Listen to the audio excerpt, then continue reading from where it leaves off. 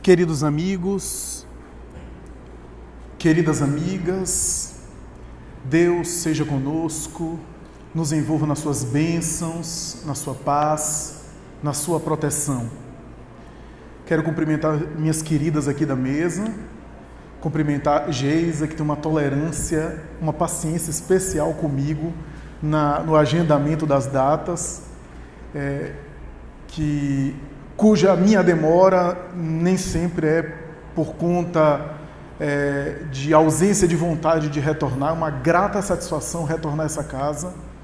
Sempre me sinto muito mais enriquecido, muito mais abençoado, notadamente por penetrar na atmosfera espiritual desse recinto, onde eu saio contaminado positivamente com a atmosfera proporcionada pelas mentes que trabalham e que estão vibrando no bem, tanto encarnadas dos trabalhadores dessa casa, como aqueles que mantêm, que sustentam no plano invisível da vida, porque a Casa do Caminho vai além dessas fronteiras que já são grandiosas, mas cuja realidade espiritual extrapola a nossa capacidade de compreensão. E por isso eu me sinto muito mais agraciado do que vindo aqui contribuir ou colaborar com alguma coisa.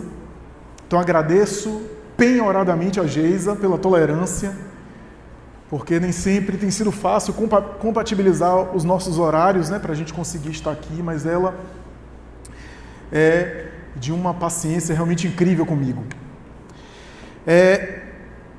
Dizer que estamos diante de um tema que é um tema que envolve sensibilidades, que tem várias maneiras de tratar esse tema, que tem um enfoque tanto humano, social, socioeconômico, como há um enfoque também espiritual.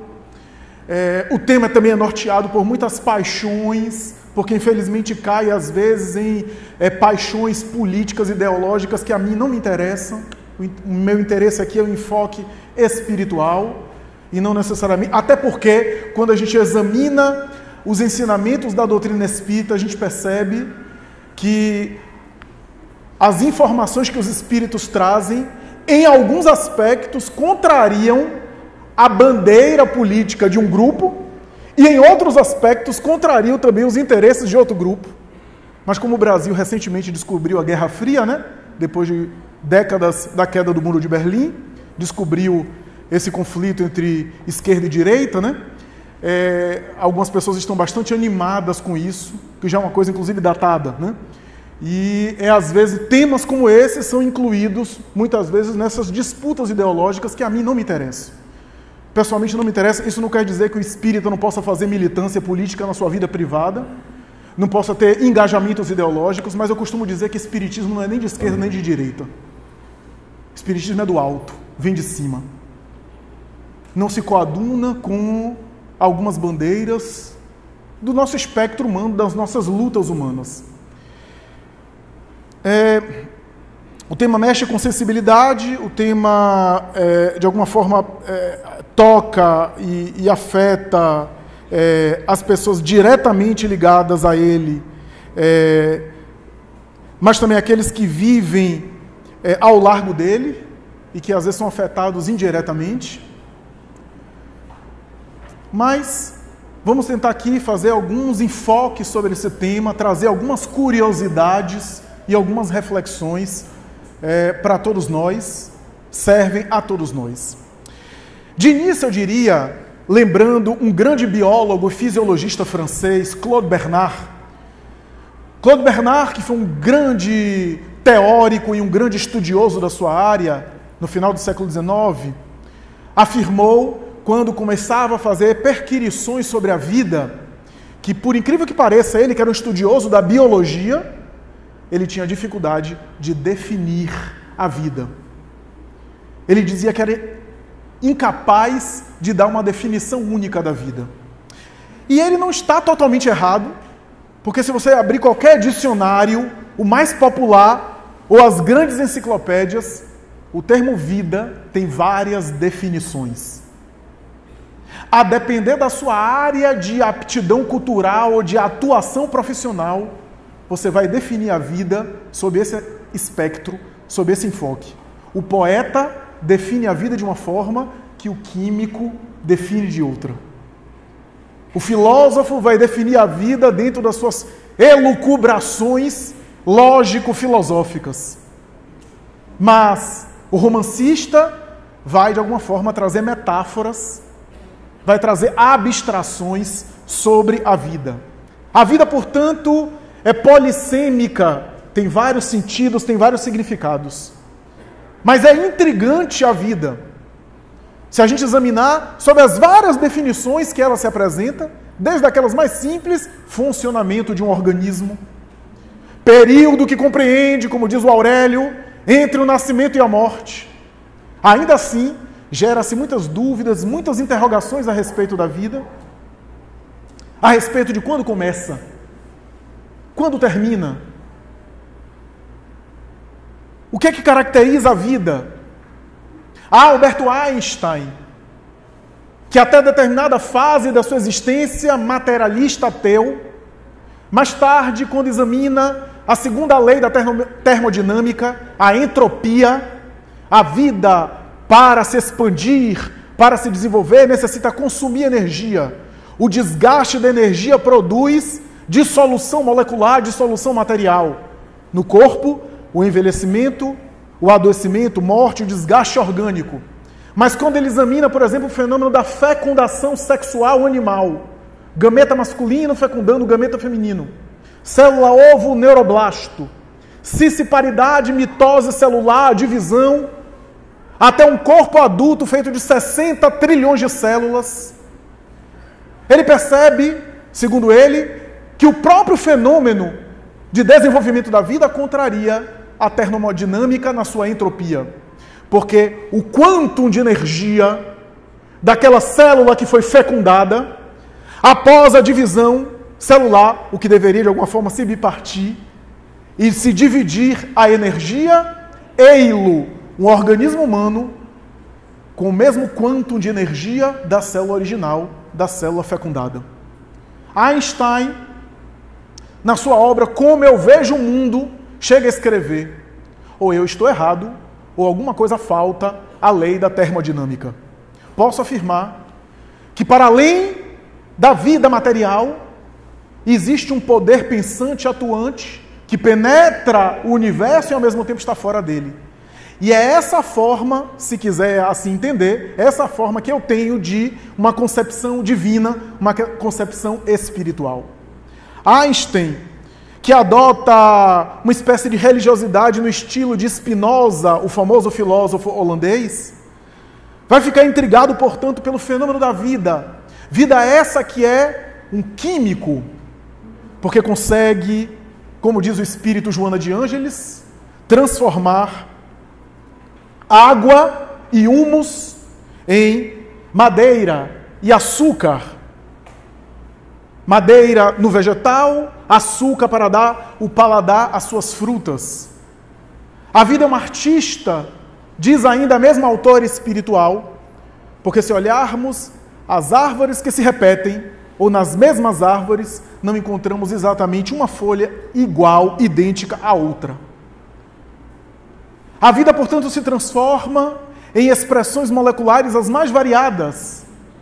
Quando, por exemplo, nós temos as alterações atômicas de um elemento atômico bastante rudimentar, bastante elementar, e que mais tarde vai, de alguma forma, fazer parte de outros corpos na transformação incessante da matéria. O que levou o filósofo francês Léon Denis a dizer que se tudo na natureza, no estilo Lavoisier, se transforma e se modifica de expressão, por que só a personalidade humana é que acaba?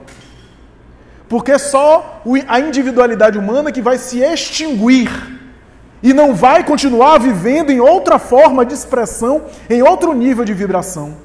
Se todas as expressões materiais não se destroem, mas se transformam em alguma outra coisa na natureza, porque só o psiquismo humano, Porque só a consciência humana é que vai se aniquilar no momento da parada cardiorrespiratória e da anóxia cerebral. A doutrina espírita, por meio de Allan Kardec, na obra básica da doutrina espírita, elucida de uma forma lógico-racional aquilo que toda tradição religiosa sempre afirmou, mas não podia provar: que existe alguma continuidade após a morte. O Espiritismo demonstra através de observações, aspas, laboratoriais, no laboratório do fenômeno mediúnico, confirmando teses antigas de tradições religiosas e também filosóficas. Sócrates, Platão, decantavam a imortalidade da alma. Allan Kardec sistematizou esse conhecimento através dos próprios espíritos que vieram, porque não foi o Espiritismo que criou os espíritos, foram os espíritos que vieram para falar a respeito da vida espiritual e, portanto, estruturar aquilo que a gente conhece como Espiritismo. E um dos fundamentos básicos da doutrina espírita é que a vida é de natureza espiritual. Que a expressão corpórea é apenas uma dimensão temporária, transitória, através do resfriamento da energia que constitui o corpo somático. Mas a vida verdadeira é psíquica, que vai além das formas físicas, e somente pode ser compreendida na fecundação sexual, que Einstein ficou intrigado, entre outros fenômenos, por um modelo que a parapsicologia chama modelo organizador biológico, um psiquismo inteligente que elabora a matéria, que Allan Kardec, na sua linguagem simples e clara, para não deixar dúvida, utilizou o termo ancestral espírito. Somos espíritos imortais, portanto. A vida não começa no berço, nem termina no túmulo. E através disso, o sentido da vida, a percepção da vida toma uma outra acepção. Na segunda parte do Livro dos Espíritos, depois de estruturar a realidade da continuidade da vida, do desdobramento da vida após a morte, do retorno do espírito ao mundo espiritual após a morte orgânica, Allan Kardec faz o caminho de volta e se interessa por entender o retorno do espírito, do mundo espiritual para a vida corpórea e como acontece isso. Há um capítulo específico com esse título, do retorno à vida corpórea ou à vida corporal. E um dos subitens, quando ele vai falando sobre a expectativa do espírito voltar à matéria, a expectativa do ser espiritual na escolha das suas provas, das suas tarefas, daquilo que ele vai desempenhar, que às vezes a escolha é prévia, antes de mergulhar no corpo. Quando ele teoriza profundamente sobre a reencarnação, há um subtópico chamado união da alma com o corpo. Ponto de segmento, aborto. Esse é o subtópico que serve de base para as nossas palavras aqui, as nossas considerações. Nesse capítulo, Allan Kardec recebe dos espíritos, primeiro, a informação de que a vida física, já que a vida é espiritual, mas a vida física começa a partir da concepção. Expressão usada pelos espíritos Allan Kardec, que era a expressão em voga na época, nas ciências do século XIX, a embriologia, entre outros, que estavam ainda engateando. Concepção. Aliás, isso está no item 344, me permitam aqui, para aqueles que não conhecem, aqueles que conhecem vão refrescar a memória para ajudar a reflexão. Os espíritos respondem assim, a pergunta é, quando começa a união da alma com o corpo? Resposta, a união começa na concepção, mas só se completa no momento do nascimento. Desde o instante da concepção, o espírito designado para habitar certo corpo, a este se liga, por um laço fluídico que cada vez mais se vai apertando até o instante em que a criança vê a luz. O grito que então escapa dos seus lábios anuncia que ela se conta no número dos vivos e dos servos de Deus. Portanto, os espíritos dizem a partir da concepção. Mais tarde, com os avanços da embriologia, da embriogenia e assim por diante, estudiosos da ciência tiveram dúvidas a respeito desse assunto, e aqueles que se debruçaram na obra kardeciana, médicos espíritas, ficaram na inquietação, porque concepção é um termo abrangente que pode designar tanto a fecundação como a nidação.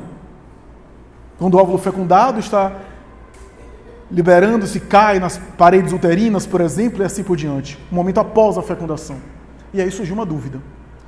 Mais tarde, porque a doutrina espírita é isso, a doutrina espírita é quando uma informação, diz Kardec, uma informação é confirmada por vários espíritos, médiuns que não se conheçam, médiuns que não se relacionam necessariamente, espíritos diferentes. Mais tarde, André Luiz traz uma informação que, com os anos, outros autores espirituais confirmaram essa afirmação. Essa afirmação está, a princípio, em André Luiz, capítulo A Reencarnação, do livro Missionários da Luz, quando ele descreve o processo de reencarnação e deixa claro que o fenômeno começa na fecundação. A concepção que Allan Kardec dizia, fecundação. Fecundação, portanto, sexual. E a união definitiva, dizem os espíritos no item 345 em diante, a união definitiva só acontece no nascimento. União definitiva, ou melhor, os laços fortes só acontecem após o nascimento, são laços frágeis, mas corrigindo, a união definitiva já existe desde a fecundação. À medida que o corpo vai se desenvolvendo, o feto torna-se bebê, ou embrião, feto, bebê, os laços que mantêm o espírito, a matéria, vão se fortificando. Os espíritos chegam a dizer a Allan Kardec, o espírito vai adormecendo na vida espiritual para despertar na vida orgânica, na vida material. Daí o torpor que envolve o espírito, Kardec chamou de perturbação, mas não é uma perturbação necessariamente. Pode ser que o espírito fique angustiado. Meu Deus, o que foi que eu fui escolher? Olha os pais que eu fui escolher, que tragédia. Olha a condição econômica. Não sei, a depender do caso. Então, e aí fica angustiado, né? Mas a perturbação não é necessariamente perturbadora, é um torpor que envolve o espírito à medida que a reencarnação avança, e quanto mais os laços vão ficando fortes com a matéria, mais ele vai mergulhando na vida orgânica e perdendo e dissipando a percepção da vida espiritual. Razão pela qual o primeiro trimestre de gestação é o período onde ocorre a maioria dos abortos espontâneos. Porque os laços do espírito com o corpo não estão totalmente solidificados e há a possibilidade, afirma Kardec, de o espírito se arrepender da tarefa que escolheu e recuar e romper o laço que o mantém o corpo, ocasionando os abortos espontâneos. Que pode ser por inúmeros motivos, tá? Eu estou aqui dando aquilo que Kardec explica. Mas, de repente, esse espírito se sente rejeitado e é um espírito imaturo. Ele pode se sentir rejeitado pelos pais que praguejam a gravidez, a mulher que dá soco na barriga e que blasfema. E, de repente, se sentindo ali rejeitado, ele pode também romper por influência, porque às vezes está ali na atmosfera do casal. Especialmente no início da gravidez, que ele ainda tem uma certa consciência. À medida que o tempo avança, ele vai perdendo essa consciência e mergulhando no corpo. Cada caso é um caso. Mas a verdade é que ele tem uma certa condição de recuar e de romper os laços, ocasionando. À medida que os laços vão ficando mais fortes, aí fica mais difícil disso ocorrer. Os espíritos dizem, Allan Kardec, lá na verdade Kardec pergunta, então, o que é que sucede ao espírito que comete o aborto? Ou melhor, o que é que sucede ao espírito cuja mãe praticou o aborto? Os espíritos respondem de maneira bem econômica e até enigmática. É uma existência nula para ele. Ele recomeça a experiência em uma outra encarnação. Uma resposta geral. Só que Kardec estava querendo saber outra coisa. As implicações, as repercussões. E ele pergunta umas duas coisas mais adiante para chegar ao ponto. Constitui alguma transgressão à lei de Deus, algum crime à lei de Deus, a prática do aborto? E os espíritos respondem que toda vez que impedimos o nascimento físico de uma criança que via nascer, isso constitui uma transgressão à lei de Deus. Portanto, o aborto, do ponto de vista espiritual, é considerado um crime. Ainda que algumas legislações da terra assim o autorizem, nem tudo que é legal é necessariamente justo. Afinal de contas, a escravidão, em algum tempo da história, era legal. Estava na legislação e era legal do ponto de vista jurídico, mas não era justo. Nem tudo que é legal é justo. E nem tudo que é justo é legal. Então, o contrário também acontece. Então, os espíritos dizem, algumas pessoas ficam sensibilizadas com isso, mas crime, Flávio, não é algo pesado? É crime como é crime falar mal da vida alheia. Se eu faço uma maledicência com a vida alheia, eu também estou transgredindo a lei de Deus. Eu também estou cometendo um crime. Não precisa botar muito peso nessa palavra crime. É um equívoco, é uma transgressão. Como é transgressão, o que a gente faz. Se você se alimentar demais e passar mal, é uma transgressão à lei de Deus, porque a lei de Deus estabelece um limite. Um limite ao seu estômago. Como dizia Chico Xavier, né? Perguntaram a ele, como é que a gente pode definir o criminoso? E Chico respondeu, Emmanuel sempre me disse que o criminoso é qualquer um de nós que já foi descoberto. Mas sim, o aborto provocado, o aborto que hoje é chamado de nome tão chique, né? IVG. Interrupção voluntária da gravidez. Eu acho tão chique, mas eu acho também eufemismo aqui para nós. Porque quando eu estava na barriga de minha mãe, e eu cheguei ao 9º mês, a minha mãe fez uma interrupção voluntária da gravidez. Quando a mulher pare, ela interrompe a gravidez para o menino nascer. Então é um negócio chique, interrupção voluntária da gravidez.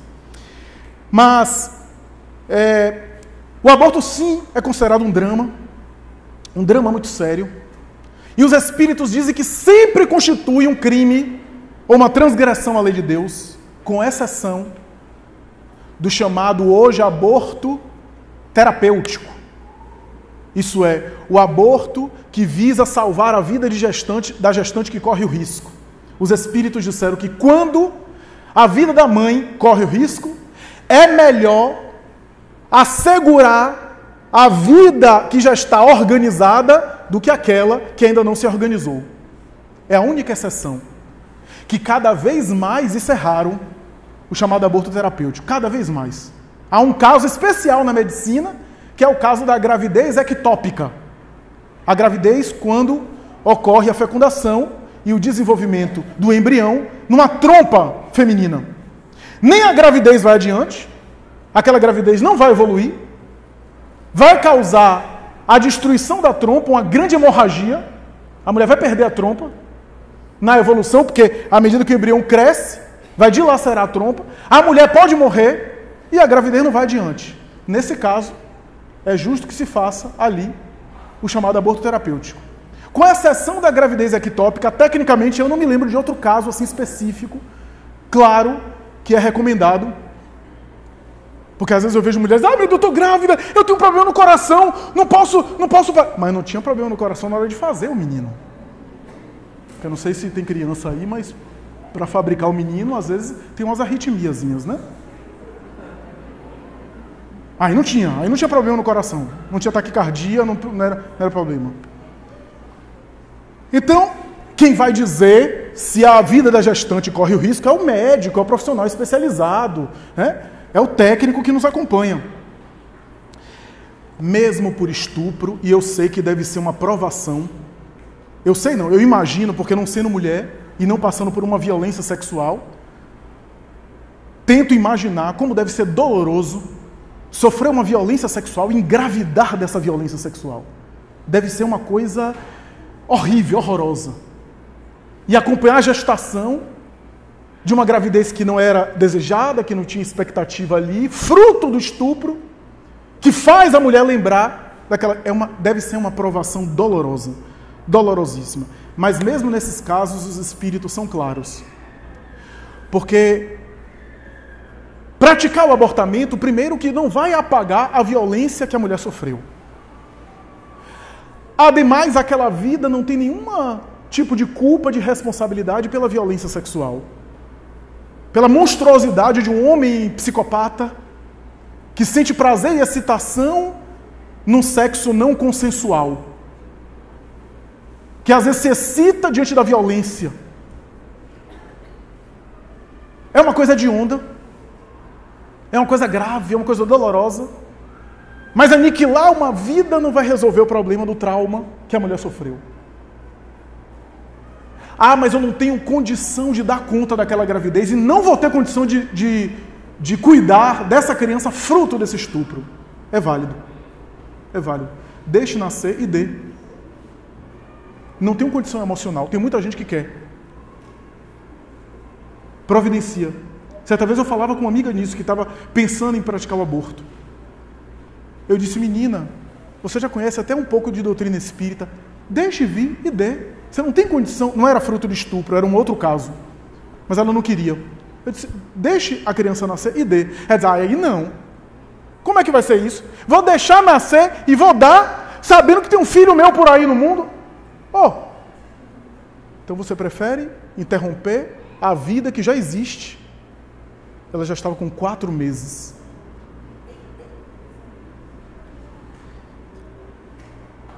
Eu conheço um caso no movimento espírita. Uma senhora, talvez ela já esteja desencarnada, nunca mais a vi. Uma senhora com quem eu conversei há muitos anos, ela já tinha mais de 80 anos. Espírita militante, e ela com 15, numa periferia aqui de Salvador, ela foi violentada, estuprada e ficou grávida. Espírita, frequentava a evangelização, olha a importância da juventude. A família, inclusive, estimulava ela ao aborto, porque não tinha formação espírita. Ela levou adiante, passou muitas dificuldades, etc. Mais adiante casou, formou uma família. Marido abandonou. Os 3 filhos desse casamento não queriam nem saber com ela. E quando eu a conheci, o anjo que tomava conta dela era esse filho, fruto do estupro. E ela me dizia, parece até uma loucura o que eu vou dizer, mas essa experiência dolorosa também me trouxe uma bênção, porque esse filho cuida de mim em todos os sentidos considerados. É um verdadeiro anjo na minha vida. Então a gente nunca sabe. Bernard Neitelson, um dos maiores ginecologistas e obstetras do mundo, norte-americano. Esse homem foi um dos grandes ativistas norte-americanos que contribuiu para a legalização do aborto nos Estados Unidos. Esse homem extraordinário, logo depois do caso famoso Roe versus Wade, famoso caso jurídico, que foi o caso emblemático dos Estados Unidos, que abriu as portas para a legalização do aborto, que aliás é um caso que foi uma mentira, viu? Roe versus Wade, a própria mulher que estava envolvida no caso, que alegava ter sido estuprada e pediu o Estado para abortar, foi um caso assim. Mais tarde ela afirmou que era tudo mentira e que foi manipulada pelas advogadas. Houve uma sensacional... E a legalização do aborto nos Estados Unidos foi em cima de um caso que era mentira. Mas ele, Bernard Neitelson, estava por detrás desse ativismo, ele foi às ruas, ele fez campanha pró-aborto. E após a legalização, como médico, ele criou uma das maiores clínicas na década de 70, clínicas de aborto nos Estados Unidos. Ficou milionário, quiçá bilionário.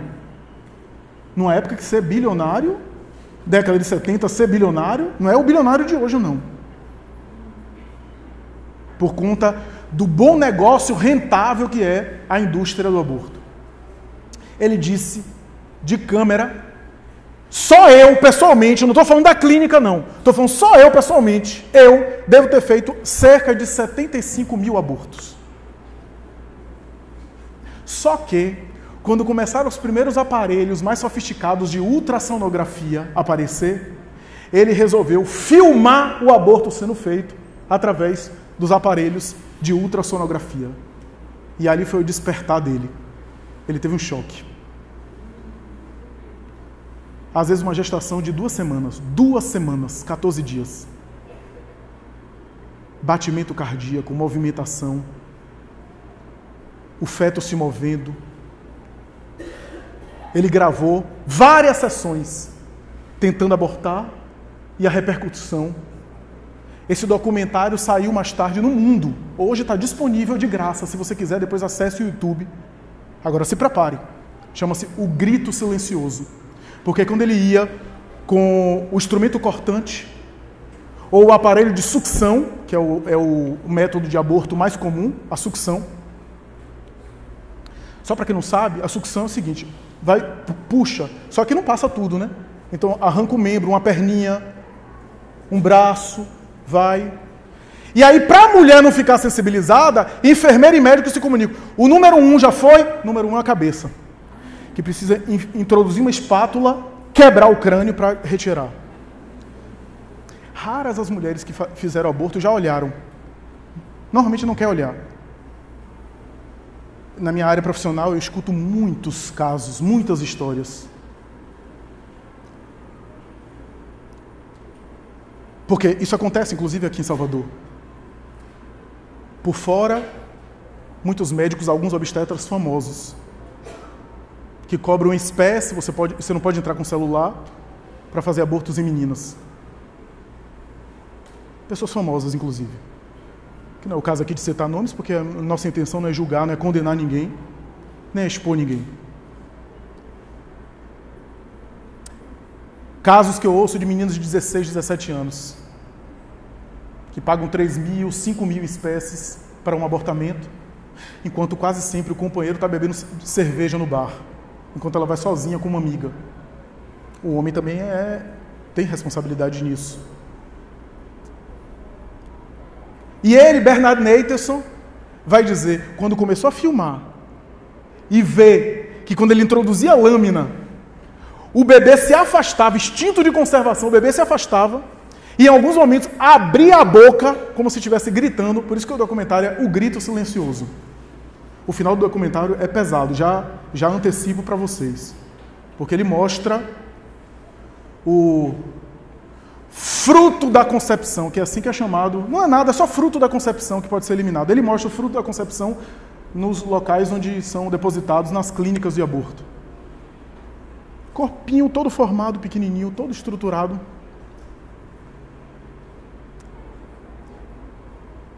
Ele mudou a vida. Esse homem extraordinário, esse homem fez uma mudança na vida dele. Se tornou religioso, adotou o catolicismo, a Igreja Católica, se tornou religioso. E foi um ativista contra o aborto. Fez uma série de trabalhos contrários a isso. Disse que o desejo de legalizar o aborto muitas vezes tem interesses financeiros grandiosos. E ainda disse mais. As estatísticas muitas vezes são deturpadas, são falseadas.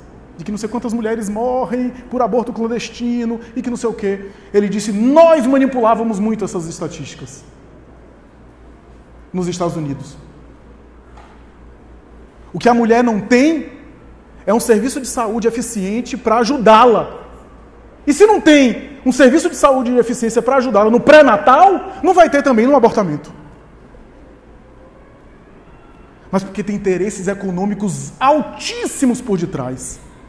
Muito dinheiro. A indústria do aborto, segundo um grande documentário também, um documentário americano, Blood Money, dinheiro de sangue, que fala sobre isso. A indústria do aborto é uma das indústrias mais poderosas em termos econômicos, ficando abaixo do tráfico de drogas e no mesmo nível de prostituição.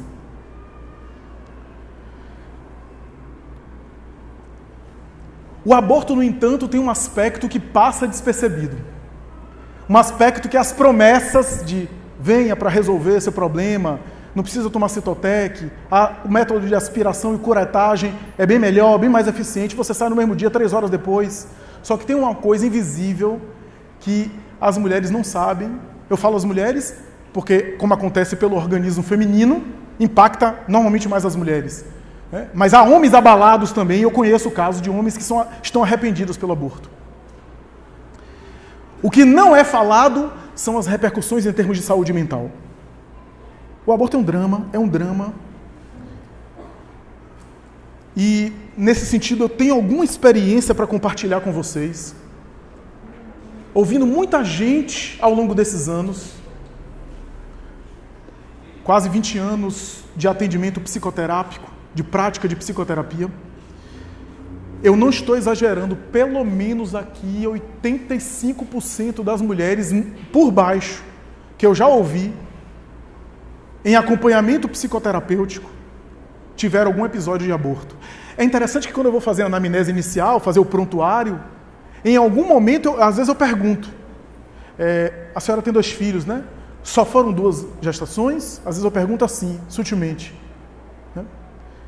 E é interessante que a coisa é um tabu tão forte, é um tabu tão grande, é um segredo que às vezes ela não compartilhou com ninguém, que às vezes na terapia, em diálogo, eu pergunto e ela diz, não, é só 2 gestações. Aí depois ela para e aí começa a lembrar, não, peraí, deixa eu corrigir aqui. Na verdade, eu tive uma gestação. Teve outra gestação, o que foi que aconteceu? Eu eu pratiquei o aborto. Isso acontece a miúde.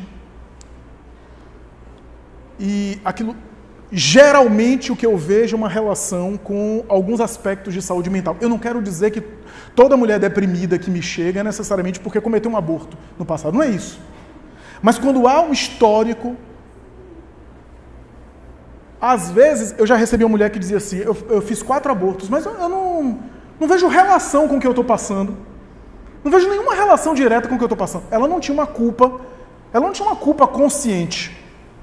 Mas ela estava com um fenômeno de depressão. Quando a gente foi examinar no histórico dela, depois de acompanhamento, depois de muito diálogo, de voltar à história de vida dela, o que a gente constatou é que ela começou a deprimir justamente a partir do primeiro aborto praticado. E que aquilo foi se agravando. Ela é curioso, foi realmente a partir dessa época, tal ano, eu não tinha feito a ligação. Porque às vezes a culpa não é consciente. Então, muitos casos de mulheres que às vezes na juventude, muito nova, às vezes estão casadas e o marido não sabe desse aborto praticado na juventude. E claro, ela não tem a obrigação de falar, é um segredo pessoal dela, é uma coisa privada dela. Mas o que eu acho também delicado, doloroso, é um segredo que não é compartilhado com ninguém às vezes. É uma história antiga que ninguém sabe. Muitas vezes. E deve ser duro carregar isso sozinha. E quando a gente fala na responsabilidade da mulher em relação ao aborto, a gente não pode excluir a do homem. O homem que abandona a mulher e deixa ela desamparada no momento que ela estava grávida é corresponsável. Porque muitas vezes ela buscou o aborto porque não tinha um apoio. Quando não falamos em casos em que ela não quer e ele pega praticamente à força. Eu conheço um casal que aconteceu isso com eles. Depois ela engravidou, etc. Ela queria, mas ele praticamente forçou ela fisicamente a ingerir o Citotec. Eram muito jovens, um casal de 16, 17 anos. Mais tarde a vida evoluiu, etc. Eles engravidaram. O filho deles, até hoje, não suporta o pai. Sem motivo nenhum. O pai não pode encostar, que ele tem uma antipatia gratuita pelo pai. O pai se desvela em tudo, sofre inclusive muito com isso. Eu não sei, não posso afirmar, mas será que não se trata do mesmo espírito que foi abortado na primeira gestação e voltou agora com mágoa? É bem provável, porque quando a mulher aborta e tem possibilidade de voltar a engravidar, muitas vezes aquele mesmo espírito tenta, porque às vezes tem um vínculo com ela, com o futuro pai, com os dois, tenta novamente. Então há culpas inconscientes. Eu vejo histórias na minha profissão de mulheres que têm 20 anos que praticaram um aborto e conta a data até hoje. Hoje ele teria 20 anos. Hoje, se eu tivesse levado aquela gravidez adiante, teria tantos anos. O que também não é interessante aqui se autodestruir, porque afinal não vai resolver nada. A gente vai chegar nesse ponto. Porque nós elucidamos aqui o tema, falando sobre a gravidade do tema, mas não para condenar a mulher que errou, porque todos nós erramos. Todos nós cometemos deslize. E às vezes tem espíritas que são cruéis. São mais espíritas que Allan Kardec, porque eu não sei como é que sabe. Você vai reencarnar na próxima e vai ser abortada. Ou então, essa dificuldade que você tem para engravidar hoje é porque você abortou muito na vida passada. Como é que sabe? A gente deve evitar esses diagnósticos. Pode ser? Pode. Pode. André Luiz explica isso em Evolução em Dois Mundos. A violência que o aborto produz na área genital, na área genésica do corpo espiritual, pode lesionar o corpo espiritual, fazendo com que, mais tarde, o ser feminino, ao reencarnar, imprima aquela lesão do corpo espiritual, por causa do complexo de culpa, em uma dificuldade de engravidar, em uma dificuldade reprodutiva, em uma limitação. Pode, mas pode ser por outra coisa. E outra coisa, o fato de eu ter abortado e mudado de conduta e me aberto para a maternidade e me desvelado para a dedicação ao próximo, não quer dizer que eu preciso sofrer. Às vezes eu já reparei o mal que eu pratiquei. Porque todo o bem que eu faço apaga o mal que eu fiz. É o amor que cobre a multidão de pecados. Não vale a pena se autodestruir, se autoculpar. Errou. É um erro? É. Reabilite-se. O arrependimento sadio é aquele que eu me dou conta de que eu não deveria ter feito e me prometo, não faço mais. Eu aprendi com o erro. Eu aprendi com esse... É diferente do cara que bate na mulher, se arrepende, chora, pede perdão e daqui a pouco está bêbado de novo, batendo de novo. O arrependimento sadio é aquele que eu caio em mim e digo, não faço mais. Então, eu aprendi. O erro também pode ser uma experiência de aprendizado. Nada de condenação. Afinal de contas, eu me martirizar, eu me punir, não vai resolver o erro que eu cometi. O equívoco que eu pratiquei. Mas, de fato, há essa relação que eu vejo claramente, e eu atendo pessoas que não são espíritas, necessariamente não tenho diálogos espíritas, pessoas, às vezes, que são materialistas, mas eu vejo claramente, às vezes, no histórico de uma mulher, às vezes, que viveu a prática do aborto 1, 2, 3 vezes, às vezes ali, o aborto tem uma influência, tem uma contribuição, desde daquelas claras, do tipo, eu saí da clínica do obstetra já sentindo um vazio dentro de mim. Uma coisa que foi retirada, um mal-estar. Desde sintomas psicóticos, lembro de uma pessoa que ela tinha delírios, com criança chorando o tempo todo, indo atrás dela. Dormia e chorava com criança chorando, por conta dos abortos praticados inúmeras vezes. Até aqueles fenômenos de alteração emocional, que aparentemente parecem não ter a ver, mas quando a gente investiga psicologicamente, isso não quer dizer, repito, que não haja outros motivos para a mulher estar deprimida. Mas às vezes, mesmo a depressão que tem outro motivo, o aborto que é uma agressão em relação a si mesma,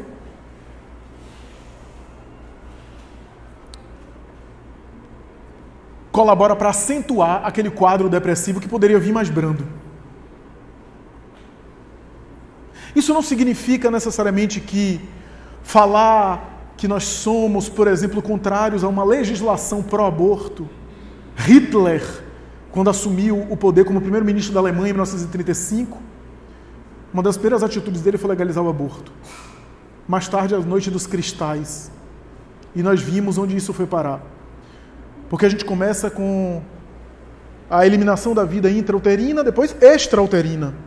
Depois os velhos, os idosos, afinal os idosos são pessoas que não têm uma função, têm uma utilidade, então vamos eliminar também. O Estado não deveria fazer cultura pró-morte e alguns países estão revendo isso, inclusive. Isso não significa que eu estou dizendo que a mulher necessariamente deve ser criminalizada, porque eu acho que a mulher já está penalizada nela mesma. O aborto já é um sofrimento. O aborto sempre é um drama.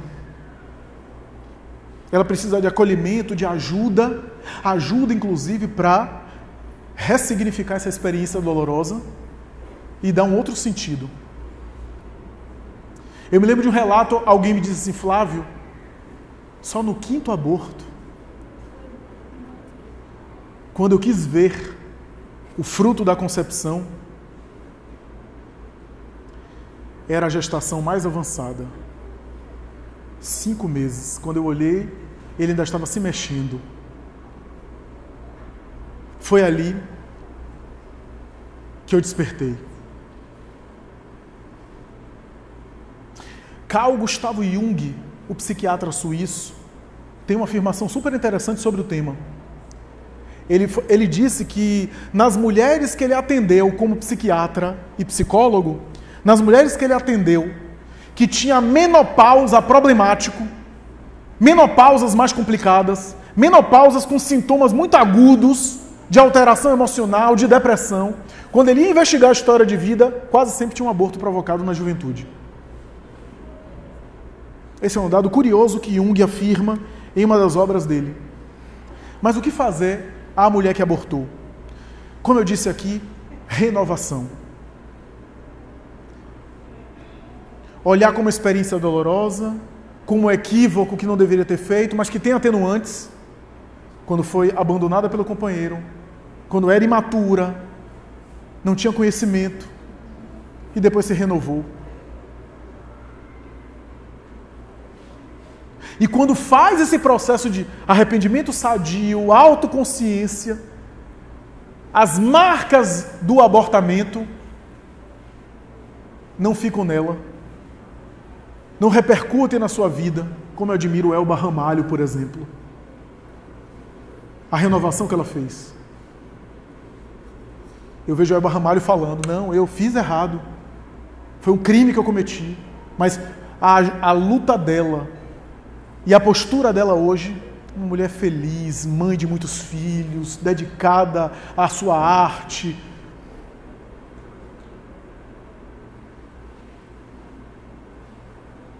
Por outro lado, curiosamente, Dercy Gonçalves, por exemplo, quem lembra dela, cometeu vários abortos e, segundo ela mesma, tinha crises de depressão periódica.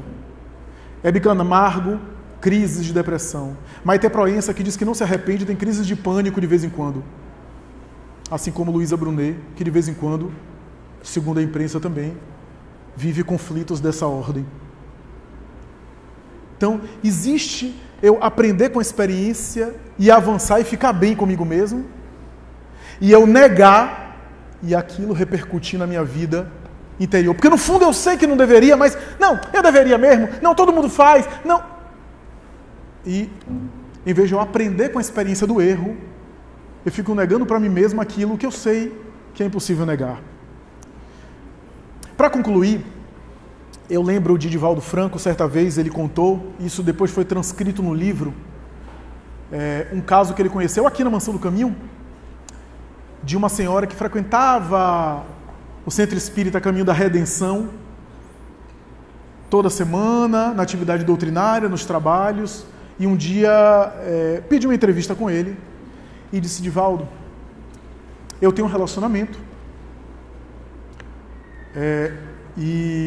só que o relacionamento com o homem com quem eu mantenho o vínculo é um relacionamento extraconjugal, porque ele é comprometido e eu não consigo me desvincular dele. Detalhe aqui, é importante considerar que muitos abortos praticados são abortos praticados que são fruto de uma vivência sexual, muitas vezes não das mais adequadas, não das mais ideais. Seja o jovem precipitado na sexualidade, que não toma os cuidados, seja relações extraconjugais. Quem diz isso é Emmanuel em Vida e Sexo.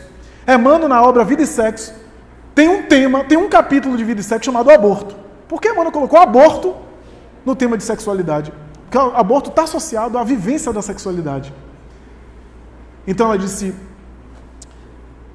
e ele me ameaça, ele disse, se eu levar alguma gestação adiante, ele rompe comigo e eu nunca mais vou vê-lo. E por amor, como o nosso amor às vezes é equivocado, eu aborto. Já abortei 16 vezes. Sou muito fértil. Na época não tinha exame de DNA. Então o sujeito ameaçava ela de abandoná-la e ela ficava desesperada. Abortei 16 vezes. E eu não sei o que fazer. E Edivaldo disse que tentou orientar, não frequente a nossa casa, tente se desvincular, né? Tente não levar adiante esse relacionamento que está lhe fazendo muito mal, etc. A verdade é que 2 meses depois o sujeito teve um infarto e acabou desencarnando. E ela começou a frequentar mais assiduamente a Mansão do Caminho, se tornou trabalhadora. Só que não demorou muito, ela teve um câncer de útero. E naquela época, o tratamento de radioterapia era um tratamento muito doloroso, a pessoa ficava toda queimada. E Divaldo disse, eu acompanhei ela até mais tarde a metástase óssea e os instantes finais. Um dia com ela, orando na casa dela, ele disse, eu tive uma visão psíquica e vi uma entidade abraçada ao útero dela, irradiando ódio. Joana de Ângeles olhou para mim e disse, esse nosso amigo aí tentou reencarnar das 16 vezes que ela abortou, 8 vezes foi ele. E 8 vezes ele foi abortado. Ele ficou com tanto ódio que se agarrou ao organismo uterino dela, perispírito a perispírito, disputando o mesmo corpo. Apesar do corpo ter sido abortado, ele ficou. E começou a irradiar o ódio dele para ela. E ela assimilou o ódio dele por causa da consciência de culpa. E graças a isso, o câncer uterino começou assim, pela irradiação obsessora. Divaldo acompanhou até o final, mais tarde esqueceu, ficou orando por ela, etc. E anos depois, Joana disse, fulana de tal, vamos visitá-la. Ele adormeceu, Joana retirou ele do corpo e levou. E ela estava numa região dolorosa da espiritualidade, agarrada com aquele espírito. Os dois ligados ali, ele ainda na região uterina, disputando com ela numa espécie de briga psíquica. E ela dizia, os benfeitores espirituais aqui estão dizendo que a gente vai reencarnar juntos. E Joana disse, vão reencarnar como chifópagos, aqueles irmãos siameses. Disputaram tanto um corpo que vão compartilhar agora de um mesmo corpo. Ou melhor, de órgãos, né, que se compartilham. Humberto de Campos Espírito tem uma obra que fala algo semelhante, né, de abortamentos sucessivos que produziam a reencarnação de chifopagia pelo espírito rebelde, magoado, que não perdoou. Porque os outros que tentaram reencarnar e foram abortados, perdoaram ela e seguiram adiante. Mas aquele espírito que tinha um vínculo com ela, tentou 8 vezes e não conseguiu, de alguma forma, superar pela imaturidade e também pela involução dele. Então, o que fazer se eu pratiquei o aborto? Não reproduzir o mesmo erro. Não repetir o mesmo equívoco. Como disse Jesus, vai e não tornes a pecar. Todos nós temos o direito de errar. Todos nós erramos. Certa vez, eu me dirigi a alguém e reagi mal a uma provocação de uma pessoa. E depois fiquei mal com aquilo. Já era espírita, já era palestrante. Ser palestrante é, às vezes, uma tragédia, né? Porque você vai falar e diz, rapaz, eu vou tratar essa pessoa dessa forma. Mas eu realmente tratei mal a pessoa. Não deveria ter reagido daquela forma. E fiquei com aquilo, martelando na minha cabeça e não conseguia retirar. E em certa experiência mediúnica, um benfeitor espiritual se apresentou e disse assim, você sabia que essa sua fixação no fundo é ego ferido? No fundo é orgulho de não admitir que você erra como todo mundo erra. Você fala para os outros que todo mundo erra, mas você não pode errar? E ainda me deu o golpe final. Você errou, erra e errarás ainda mais. Mas na condição de criatura humana que quer crescer para Jesus, não permaneça no erro. Quando caíres, levanta-te e continua, porque quem está servindo Jesus está sempre de pé. Se alguém disser, nunca caí, pode ter certeza porque nunca levantou. Porque só cai quem está de pé. Então, nada de remorso. Faça tudo bem. Se abra ao amor. Se puder ter o filho que abortou e não teve, se abra a matéria. Se não puder, não tem problema. Se puder adotar, adota. Se não puder adotar, também não é obrigatório, necessário. Adote os outros como irmãos. Se dedique ao próximo. Se dedique ao bem. Espalhe o bem por onde você passa. Que não é necessário sofrer para resgatar o mal que praticou. Muito pelo contrário. E se há um espírito que não me perdoa porque eu abortei, vendo a minha conduta modificada, vai se sensibilizar. E vai alterar de conduta também. Então, qualquer situação, o amor é sempre a resposta. O bem é sempre a resposta.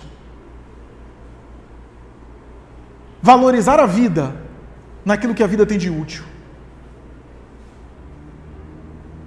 Não quer engravidar? Tem métodos. Os bons espíritos dizem que a divindade inspirou as criaturas para que os métodos anticoncepcionais, com todos os problemas, mas é hormônio, é não sei o quê, mas todos esses problemas que foram inspirações espirituais aos cientistas para a fabricação de pílulas anticoncepcionais e assim por diante, era um método de evitar o aborto.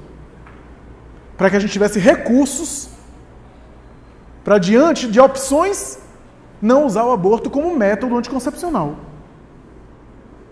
Eu vou abortar porque eu não gosto de tomar a pílula porque é hormônio, então eu vou abortar? É um mau negócio. Tem métodos por aí, e hoje a gente engravida só quando a gente quer, né? Com algumas exceções, é claro. Evitar os métodos contraceptivos depois da fecundação, que do ponto de vista espírita não são recomendados. Muita gente não sabe disso. Pílula do dia seguinte é legal, do ponto de vista judiciário é legal, mas os espíritos não recomendam. Se aborto é a atitude de interromper a vida depois da fecundação, a pílula do dia seguinte pode ser um método abortivo, do ponto de vista espírita. Os dispositivos intrauterinos do passado, que agia liberação de cobre após a fecundação, idem. Os DIUs de hoje não, me parece que não, porque impede, inclusive, é espermicida, né? Inclusive esses hormonais, entre outros, impedem a fecundação. Então, ideal que a gente evite métodos contraceptivos após a fecundação, que também não são recomendados pelo mundo espiritual. Mas temos inúmeros métodos para evitar a gravidez e evitar, portanto, dramas em nossa consciência mais tarde, no caso de optar pelo pior, que é a consecução do aborto. Sempre perguntemos o que o outro gostaria, o que nós gostaríamos que o outro fizesse a nós. Fico pensando, se minha mãe tivesse me abortado, como é que eu estaria hoje? Provavelmente eu não veria ela com os mesmos olhos que eu a vejo hoje.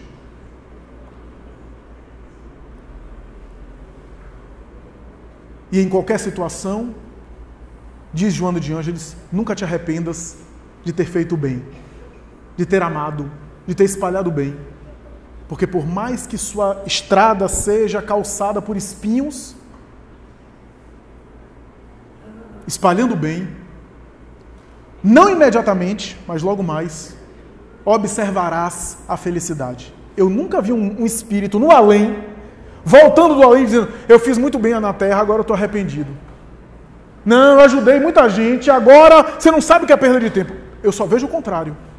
As pessoas arrependidas por terem tido a oportunidade de serem boas, de ajudarem o próximo, de se iluminarem, de crescerem, arrependidas pela perda de tempo.